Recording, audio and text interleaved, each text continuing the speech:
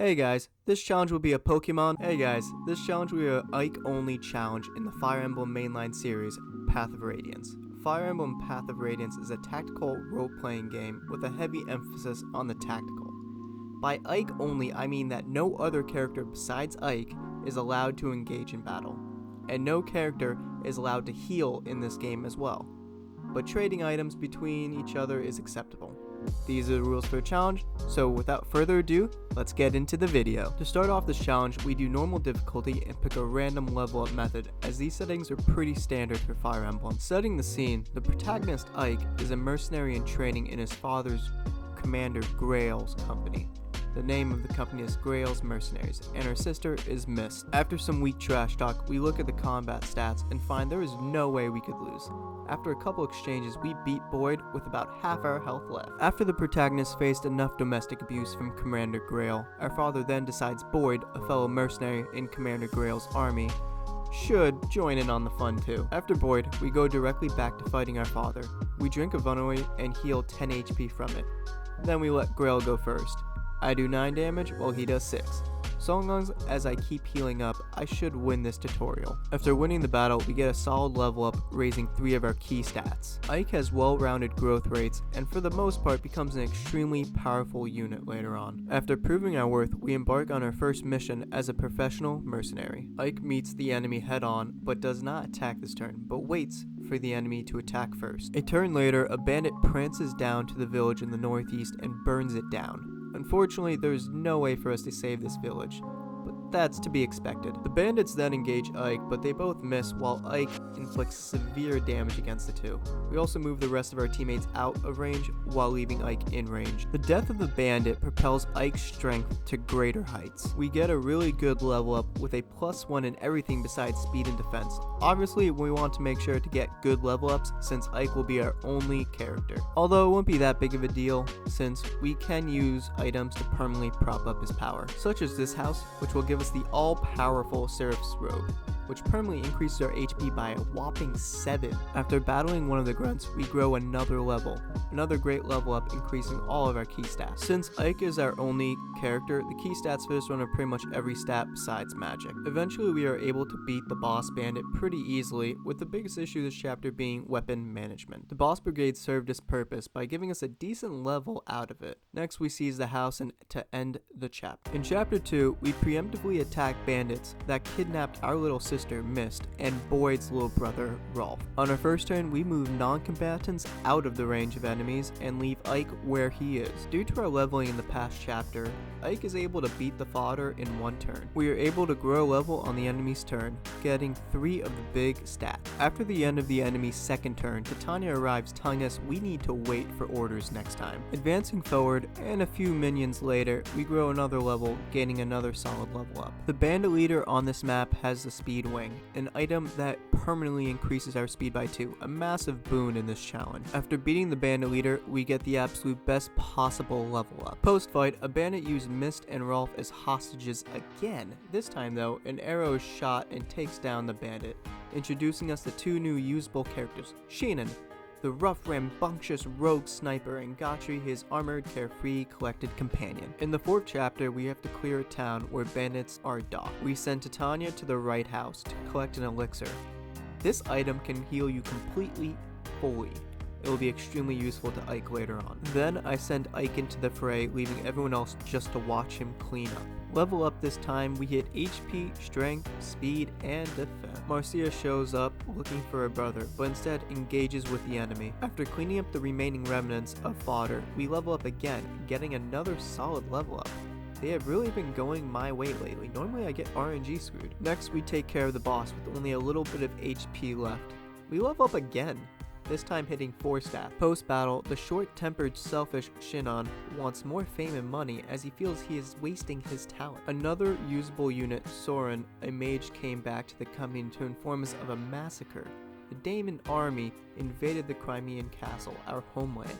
It seems the Crimean army will not last long in battle. Before Grail decides which side to take, he wants more information. He puts together a scouting party and appoints us as the leader of it. Arriving on site, the Daemon army mistakes us for the Crimean army, forcing us to engage them. At the start of the chapter, we move Ike in and the rest of the units towards the northeast of the map, away from any enemies. We grow another level during the enemies phase, gaining 4 stats in the process. We gain a pointless lance, and a nice level up. Since we're overpowered compared to our enemies, we're able to shred through them pretty quickly, and gain another level in the process. We take down the boss, and get a useless javelin in the process. More money. Once the rubble clears, we find a woman. The Princess of Crimea. The princess wakes up, and tells us she was a secret princess, and anyone who would be able to identify her is currently dead. Although the thoughts are quickly dashed away when Dayan's soldiers surround us, asking for the princess, ironically confirming the princess's identity. Before Grail decides which group to join, Dayan or Crimea, the Dayan army decides to attack anyways. At the beginning of the chapter, I have Ike rush forward into the fray and leave Titania on the green spot. The AI in this game will always go after Ike instead of Titania, as long as Titania is not the only one within the enemy's range. We grow a level during the enemy phase, another really strong one. We leave Ike at the top, where he will be in range of all the enemies from the left side and the center. During the same turn, Ike took down over 6 enemies, growing another level, but this one was not as good as the others. Although the level up in resistance is a little nice. More soldiers come, and we grow another level in the process, but our health is starting to get a bit low. Cool, we got a hammer out of it. We can pawn this off like a relative's Christmas present. We are able to advance to take care of the boss, grow a level, and grab his Ashura icon, which increases our luck by 2. On the last turn of the chapter, the rest of the enemies converge on me, and Ike grows another level out of it. At the end of the chapter, Grail has us gather supplies and burn our base down. We are going to leave to deliver Princess Alencia to Gallia. Hidden in the leaves, Ike moves out into the open while the rest stay in Konoha. In this chapter, the mission is to arrive on the spot. Unfortunately, it seems the boss is on the spot. We clear the immediate area and any stragglers that will follow, so they will not go for the other troops besides Ike. Traveling through the right route, we get our last level up as an unpromoted unit, and it will be a long time before we level up again. It is unfortunate that we could not get 20 strength, but our Ike is still extremely strong. Eventually we get to the boss and take him out in one turn, thanks to our overpowered Ike. Upon arriving, we send Mist, Rolf, and Alencia head towards Gallia. The rest of us go back to Grail to back him up on his diversion tactic. We track Grail and company to this area. We immediately move Ike to the left and the rest out of the range of everyone else. During the enemy phase, an ally appears looking for me. Turns out her name is Mia, and she was hired by Commander Grail to increase our fighting power. Now that she has joined us, she will not be allowed to engage in battle. Once we reach far enough up the map, we get a short cutscene meeting one of the generals on Dayan's side. For some reason, the guards moved aside for this heartwarming cutscene.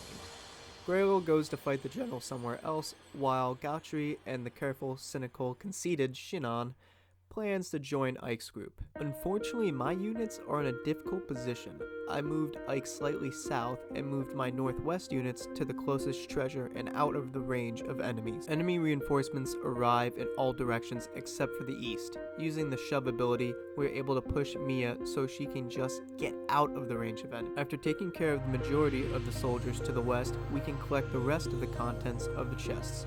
From this one, we can get an armor slayer. Last chest gives us a ward staff. It will provide us with a bit of money. After getting the chests, we move Ike towards the boss to end the chapter.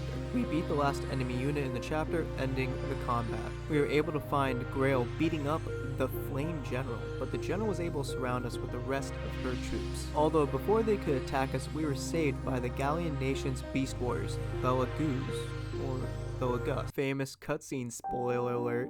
We catch Grail sneaking into the night towards the south. Grail engages with his previous student, the Black Knight. The Black Knight works with Dayan and wants to test his strength. However, it seems that the Black Knight was searching for something Grail possessed. Grail died on the way back to the base. We bury our father with the sunset in the background. The inexperienced Ike decides to continue with his father's company, but now he will leave. After mourning Grail's death for a little while, the company comes together to discuss current events. Gautry and Friend left, not wanting to fight under Ike. The rest of the company decides to follow Ike as leader. We are surrounded by the enemy, but luckily now we can decide who will come with us for every chapter going forward. This chapter is very straightforward for the challenge. We need to protect the spot, so we place Ike on the spot while we deal with hordes of enemy. Healing is the key for this chapter. There is a recruitable character in this chapter, but it is difficult to recruit her and there is no real benefit to recruiting her besides pawning her possessions off. But to make this chapter a bit more difficult, I do recruit her, and I carry her while getting attacked, reducing my speed by a significant amount. In the end scene of the chapter, we are saved by two Gallian warriors the king sent, Mordecai and Leith. Both do not have fond memories of humans, otherwise known as Bjork in this game. Learning new things every day. Turns out Soren is a racist. Good to know. This is pretty funny.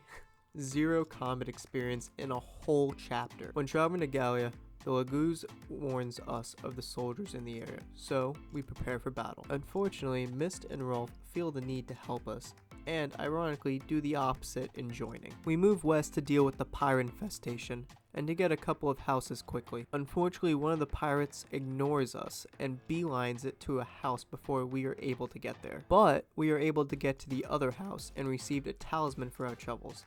That will be useful for raising our resistance, since it has a lower growth rate than most of our other stats. Leith and Mordecai continue to wreak havoc near the boss of the chapter. After Ike takes care of the pirate boss, we hurry towards the castle to take care of the final boss. After a little bit of fighting, Kotov eventually goes down. Next, we meet King Canegus of Gallia. After a bit of back and forth, Gallia provides us with 20,000 gold. The warriors Leith and Mordecai. Randolph then points us to the country of Vegnanon for aid. Turns out we didn't get combat experience again. Next comes the most ridiculous and frustrating chapter in the entire game. I cannot stress enough how much I hate this goddamn chapter. Right before the chapter starts, we meet a shady character named Volk, who wants 50,000 gold for information regarding Commander Grail. Instead, we employ his services to pick the locks in the chapter. The point of this chapter is leave the dungeon without getting in range of the guards and freeing as many prisoners as possible.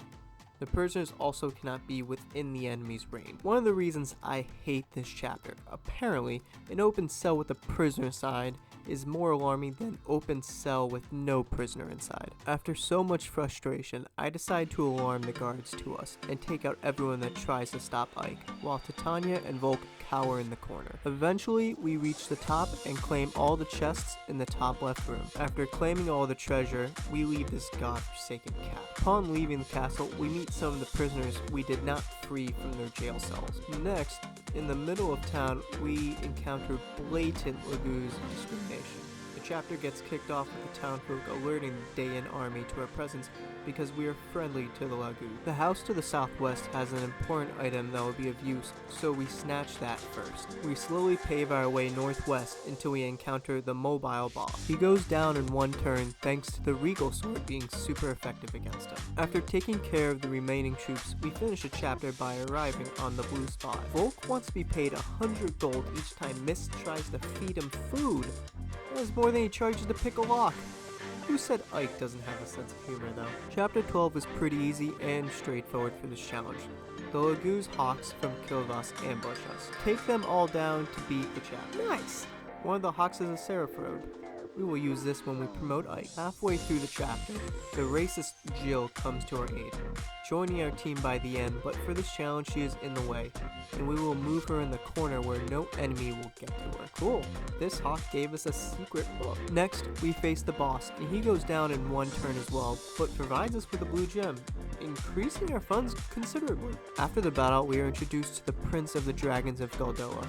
They free our ship and provide supplies for our trip to Begnon. Before chapter 14 starts, we run into a Beganon attachment guarding the leader of the nation. But the leader is missing.